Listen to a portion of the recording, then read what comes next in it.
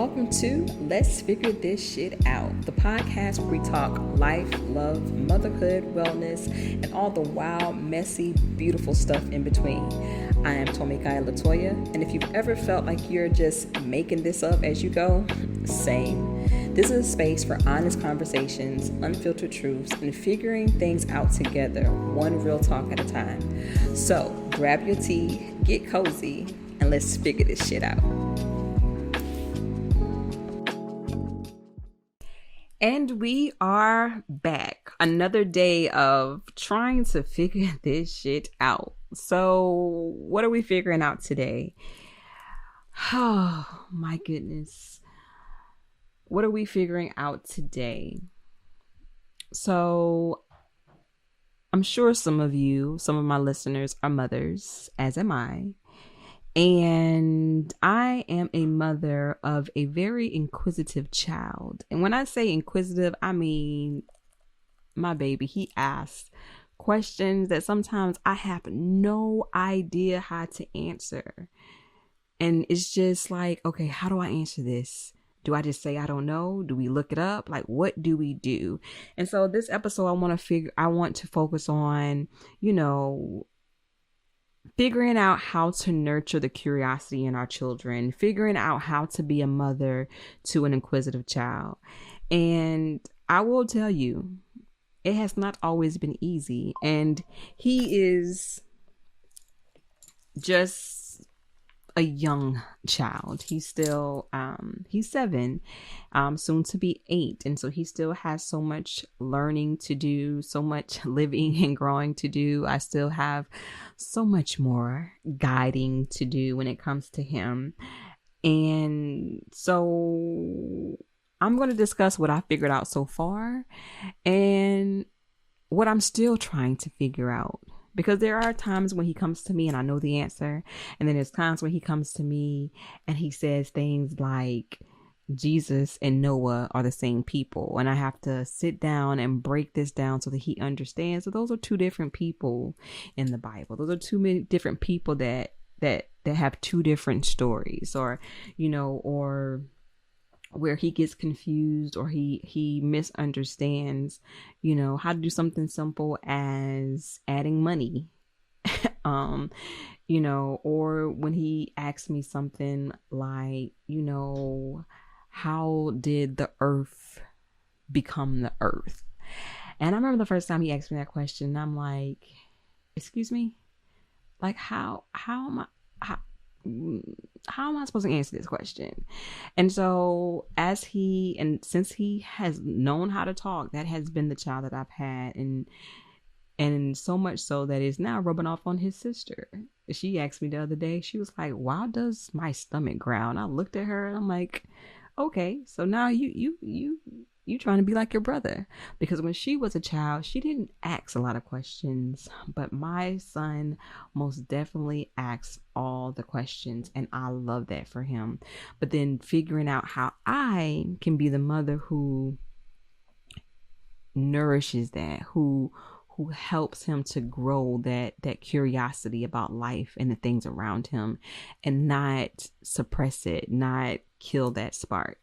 And so today we're going to talk about let's figure out how to raise inquisitive children. Let's figure out how to nourish their curiosity without you losing your mind. Because sometimes I'm like, And he asks these questions mostly when we're in the car by ourselves. He asks these questions. Ma, what's this? Ma, why this? Ma, how this? Ma, when this? Like, it's constant. And I'll share a few tricks, a few tips that I've learned to help deal with the bombarding of questions. But let's get into it. So what defines an inquisitive child? For me, I would say that an inquisitive child is a deep thinker, just naturally curious about everything, no matter how big or how small, how simple, how complex, they're just curious about everything. They also ask why, often and always. and sometimes question certain systems, certain beliefs, and certain authority. That's just naturally who they are and how they are.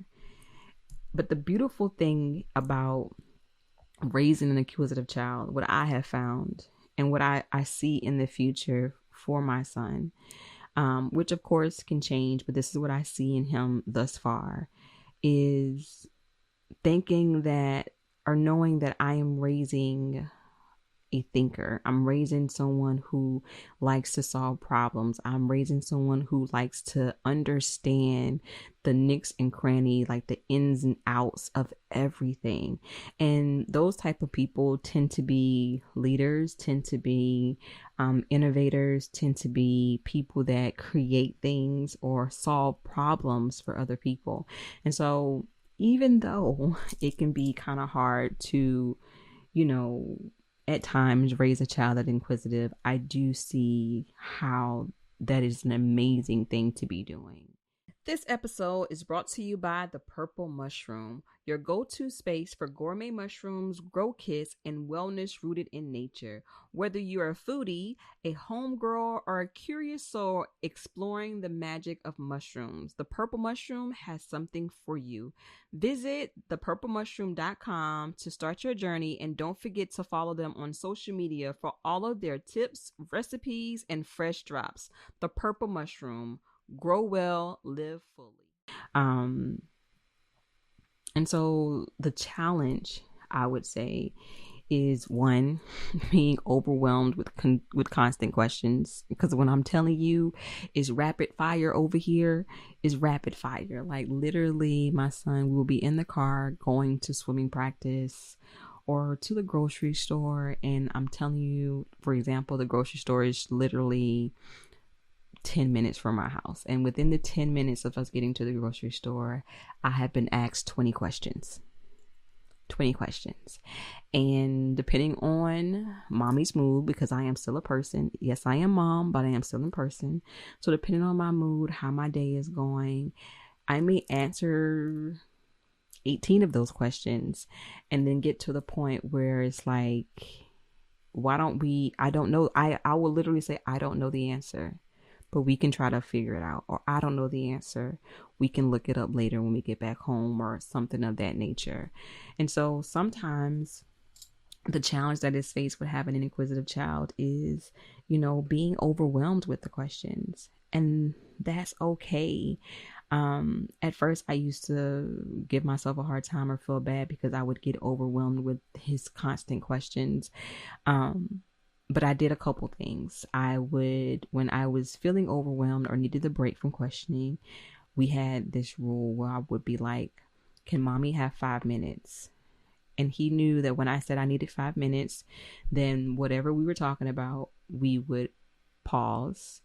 I would either go to my room, or I would go outside on the porch or somewhere where I needed to take a break. And I would be given 5 minutes to reset, to bring myself back down, to, undo the overwhelming. And then I come back, and if he was still in the mood for answering those questions or still wanted to know, we would continue it. Or most times he's already moved on to something else. And then when I'm ready, I would be like, okay, remember we were talking about this thing, or you were asking him about this. You want to finish talking about it now? And so that kind of like just gives me a break, to be able to regroup. Another challenge I would say, which I've already said this, is like not always having the answers. I don't know all of the answers.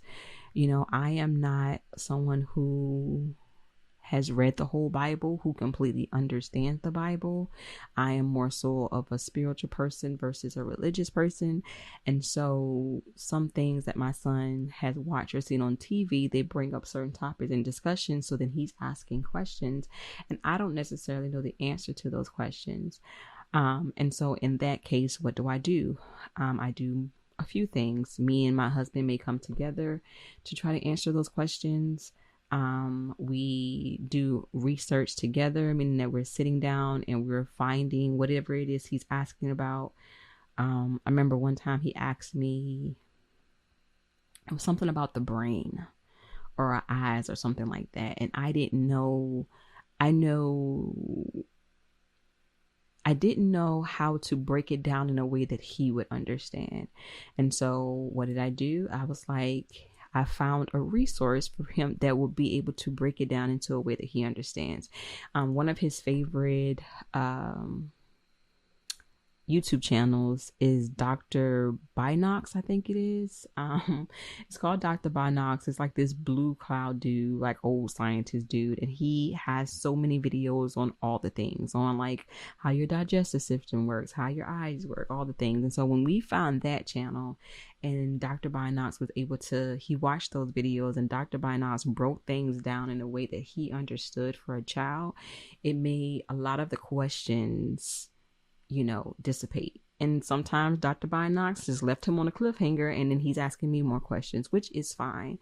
And so when I don't know the answers, I either find the answer for him, find it in a form of a way that is simpler and more easier for him to understand, and or we're doing the research and looking it up together. Okay. The mental and emotional exhaustion from raising a child who wants to understand everything can be very much overwhelming, very much exhausting. But doing things and putting things into place to help alleviate some of that exhaustion is where, the relief is going to come from. You don't have to be a walking encyclopedia. And sometimes the best answer is like, let's figure it out. Let's look it up together. Let's see what we can find together. And I think that's one of the best things about this experience and being a mother of a very inquisitive child, is because even as a homeschool mom, right? I remember one of the questions that was asked to me when I first started homeschooling is like, oh, well, what about this? Are you going to be able to teach your children this and that? And I'm like, one of my favorite things about homeschooling and being able to homeschool my children is that a lot of times we're learning things together. Like my son in the beginning of our homeschool journey loved dinosaurs. I knew nothing about dinosaurs. I knew what some of them looked like. I barely knew how to pronounce some of them. But in me finding lessons and creating lessons and a curriculum for him based around dinosaurs, I was able to learn so much about dinosaurs with him. And it was something that we were able to do together to bring us closer together. Something that he enjoyed doing, I then participated in, and he enjoyed that. So it's okay to not have all the answers, and it's okay for you to be learning with your children. So how do we nurture the curiosity without burnout? How do we do that? Well, I just gave you a couple things that you can do. But one of the things for sure is just finding resources, whether that be books, going to the library, going to museums, going to art museums, going to events that they have for children around specific things, finding YouTube channels that are child friendly, that breaks things down and explain things down in a linear way for them so they understand. Get a dictionary. I'm talking about a physical dictionary, not Google, not just looking the words up online, even though sometimes I do that when I'm reading to him or he's reading and we don't have our dictionary near us. But getting him a physical dictionary, that was just great. One, it taught him how to use a dictionary, because not many children know how to use dictionaries, but it taught him how to use a dictionary. It taught him how to look up words. It taught him how to go find the answers himself. So he would come to me like, Mama, what does this word mean? And my question would be to him is, did you look it up yet? And he was like, is it in my dictionary? And then my question would be like, did you look to see if it's in your dictionary? And so then he would go to his dictionary, look for the word, find the word, and come back and show me the word and then read the definition to me. So that way you're still feeding his curiosity, but still also putting the ball in his court so that he can figure it out on his own without always having to come to you for the answers. And so those would be things, getting books, resources, going to museums, things of that nature. And also making space for questions, even uncomfortable ones. Like my son, now he has a pretty much a good understanding of it. But when he first found out that mommy had a menstrual cycle, I promise you, I got asked so many uncomfortable questions. And I had to get comfortable with them because I wanted him to know. I wanted him to know, and just a quick story time. TMI, let you know in advance, right? So, my son, ever since he started walking, started crawling, he was busting in the bathroom. And so one day he busted in the bathroom and I'm like mid wipe, like again, TMI, but I'm like wipe, like it's just, anyway. So he comes in the bathroom, busts in the bathroom, and he looks at me and his eyes are like big in shock. And I wasn't expecting him to bust in the bathroom. So again, I'm exposed. And he looked at me and he was like, "Oh, Mommy, are you okay? What's wrong? You're bleeding. Blase, blase." He's just like panicking. And so I told him to calm down. I was like, "Can you give Mommy a minute? Let me finish up in the bathroom, clean myself, do what I need to do, wash my hands, all the things. And I'm going to come out and talk to you in a minute." So after I did all that, I came out and I talked to him.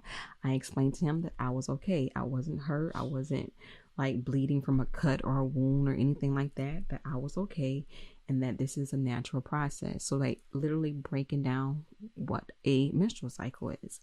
And that was the first of many conversations because he always wanted to come back and revisit it so that he has a clear understanding. Now he is 7, soon to be 8, as I said, and he understands it. He knows what a menstrual cycle is. He knows that, that's every woman has one. And he has an understanding of it. He doesn't have to wait until he becomes a teenager or a grown man to know and understand it. He understands it now. So he knows, the depth of what that means for a woman, for me, for his sister. And we don't have that conversation anymore. We've had multiple conversations on this same exact thing, but we no longer have it on that anymore. And so even though the point that I'm making from telling y'all that gory story is that sometimes even when it's uncomfortable for you, just think about the lessons that you're teaching your children. Just take a moment and think about, okay, in this moment, this is uncomfortable for me, but this is a lesson that my child will always remember. That I stopped and I took the time and I took the moment to explain something that was uncomfortable for me to them. And then also pick your battles. Because sometimes if you're that uncomfortable, then, in a way that is still nurturing, explain to them why it's inappropriate, or explain to them why you can't have this conversation right now. I would also say to teach your child, how to ask better questions and to seek their own answers. Again, just with the dictionary. Okay, you asked that question, but did you do your due diligence to try to figure out what the answer was before you came and seek help?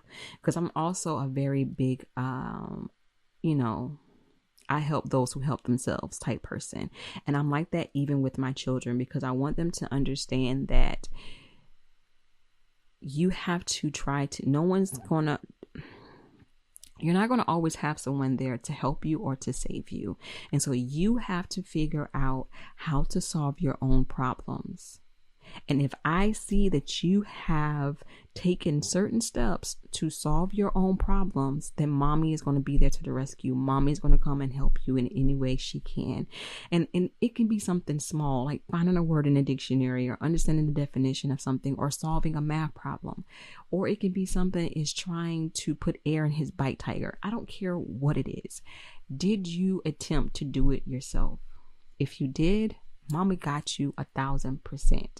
If not, go try and then come back to me. Tell me what you did to resolve this issue or try to resolve this issue. And if you still can't get it, then we gonna do this together. And then I'll help you. And I think that teaches them to be great problem solvers, to figuring things out on their own, be very much independent in doing things for themselves. And so that's something else that I do, or that I've figured out over the years of being a mother for 17 years. Looking to bring your voice to the world? Onyx Source Media makes podcasting easy and professional. From hosting and distribution to expert support, allow them to help you launch and grow your show stress-free. Whether you're starting off fresh or leveling up, Onyx Source Media is your media partner behind the mic. Ready to be heard? Visit onyxsourcemedia.com and get your podcast out there now. Onyx Source Media, create, publish, be heard. But yeah, and I would also say another great way to nurture their curiosity without you burning out is for you to also show your curiosity. You know, ask questions out loud, wonder out loud, and then doing research with your children. So there's sometimes that I have questions or things that I don't quite understand. Or like my son loves Minecraft and I'm like watching him play. So then I ask questions like, oh, why did you do that? Or why does that work in that way? And so then he can explain it to me. So it's not always him asking questions. It's me asking him questions as well. Things that he is so interested in, that he knows so much about and he has knowledge on. If I don't know it or I don't understand it, or hell, even if sometimes I do know it and I do understand it and I just want to ask him a question to hear him explain it to me, I'll do that. Hey, why do I don't know what question would I ask him? We can go back to Minecraft. Okay, why does Minecraft look like this? Or why did you build that in Minecraft? Or how did you get all the way over that in Minecraft? Or can you do this in Minecraft? And he literally explains to me as if, no, mama, this is what you do. This is how you do it. But again, it's me showing him that I'm also curious, and I want him to continue to be curious and to ask questions. So again, nurturing that curiosity and protecting their spark. How do we do that? So one, I would say, don't shut them down, because once you shut them down, then it kind of puts them in a shell where they no longer want to ask questions. If every time they're asking, you saying, no, not right now, leave me alone, I don't want to hear your questions, whatever it is that you may be wanting to say, you're thinking to say, don't shut them down. This isn't a story about my son, but it is a story about my brother.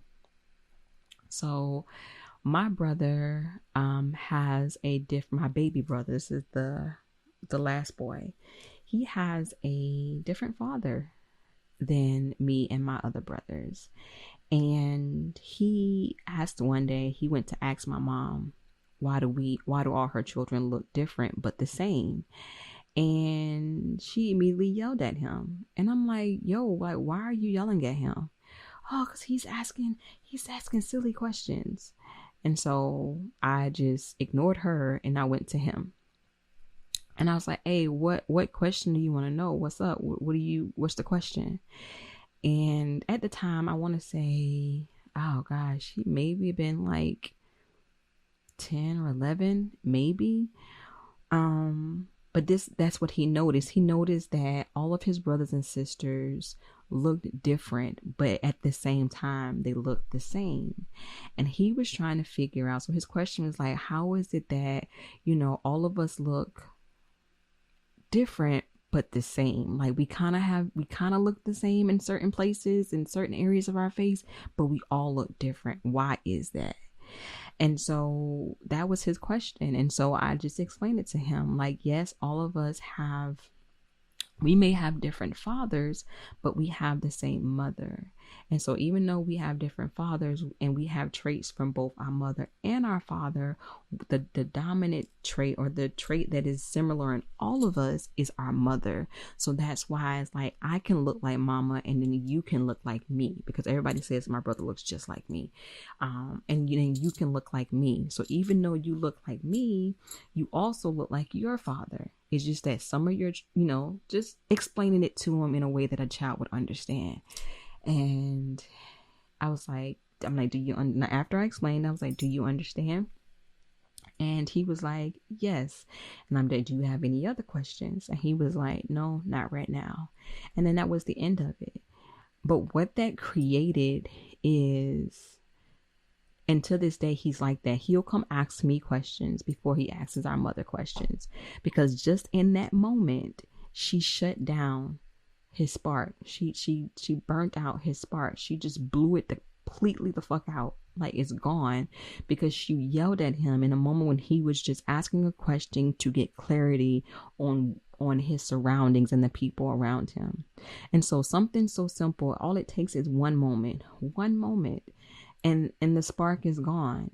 So now when it comes to certain things, the questions aren't going to get asked, because the child will feel like, oh, well, I'm only going to get yelled at, or this is going to be a bother, or this is going to be an issue when I ask the question. So we want to do our best not to blow out their sparks, to help them to let it burn and be as bright as possible. By always validating their emotions and their interests, even when you don't relate. Jumping to my son again. It's like he likes video games and he wants me to play video games.